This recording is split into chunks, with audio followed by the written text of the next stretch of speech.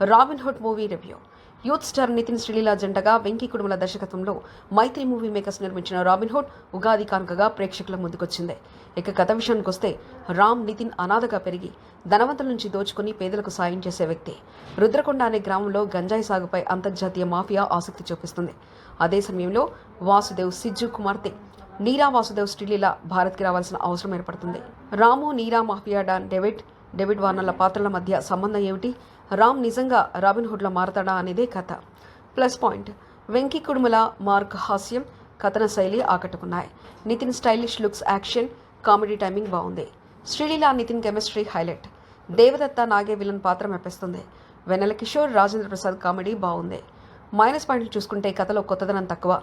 క్లైమాక్స్లో villain deal చేయడం సింపుల్గా అనిపిస్తుంది. అన్నెసెసరీ పాటలు సినిమాకు బ్రేక్ ఇచ్చాయి. కొన్ని విఎఫ్ఎక్స్ సీన్స్ బలహీనంగా కనిపించాయి. చివరగా రాబిన్హుడ్ హాస్యం, యాక్షన్, ఎమోషన్ మిళితమైన డీసెంట్ ఎంటర్టైనర్. కథ మరియు గ్లిప్పింగ్స్ ఉంటే బాగుండేది. వీకెండ్కు మంచి టైంపాస్ మూవీ.